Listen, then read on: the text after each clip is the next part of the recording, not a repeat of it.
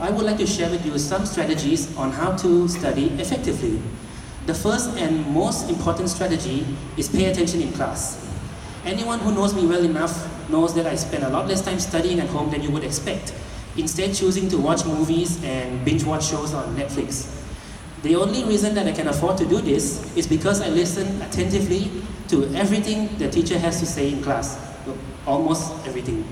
And hence, I don't have to spend countless hours going over content that has already been extensively covered in class. This will give you a lot more time to do other things that will be more beneficial to your life, such as reading ahead, doing other practice papers, or binge watching Netflix.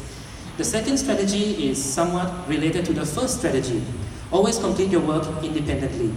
It doesn't matter if it's late or incorrect, but what matters most is the process and the learning. Homework is the best way for you to gauge your knowledge on whatever subject you're doing. It helps you identify any weak spots you may have, and it also allows you to refine your answering techniques. Most exam questions nowadays are no longer content-based, but instead they encourage critical thinking.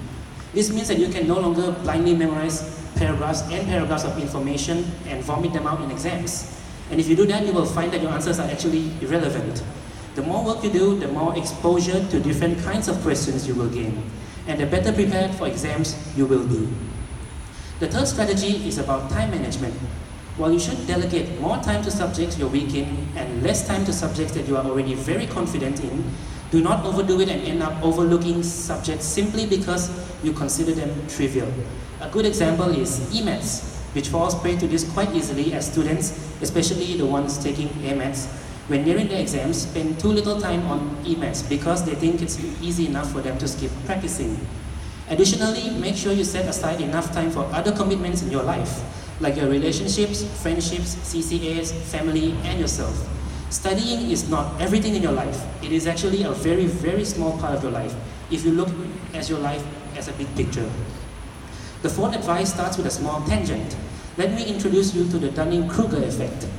The Dunning-Kruger effect is a cognitive bias in which people of low ability have illusory superiority. Simply put, they mistakenly assess their cognitive ability as greater than it truly is. This can be seen on the left side of the graph on the screen, where people with minimal experience and knowledge in a certain field often have extraordinarily high confidence in their knowledge. This is not the part I want you to focus on today. As you can observe, as your knowledge top increases, your confidence experiences a drastic drop. You begin to doubt yourself. You start to think, hey, this is too hard for me. I can't do this. And you might give up. If you ever feel this way, be comforted by the fact that what you are feeling is completely normal.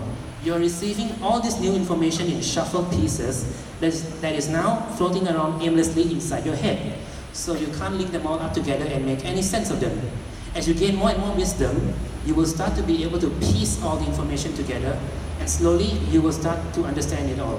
Which brings me to my last advice. Don't give up and always be humble.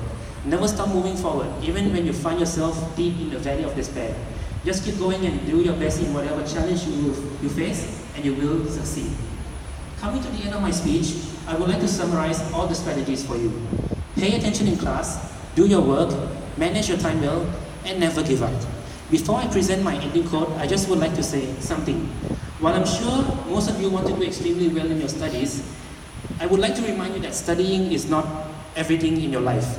It's like what my friend Dickie Fox from Jerry Maguire says. If this is empty, this doesn't matter. Yeah, so basically if you do not have a passion for studying, then chances are you're not going to enjoy glossing through notebooks and notes for hours and hours, and academic achievements probably wouldn't make you very happy. I have performed this well because studying is my passion, and I love the joy of acquiring knowledge. So just be reminded that there are a million other things to do in life than academics that you can be passionate about. And with that, I would like to end with a quote from Winston Churchill. Success is not final, failure is not fatal. It is the courage to continue that counts. Put simply, don't give up, don't be complacent, and just keep swimming. When you move on in life, don't forget your roots and the people who have helped you reach where you are today. Once a Broadrician, always a Broadrician. Thank you very much for your attention, and I wish you all the best for 2019, and may the force be with you.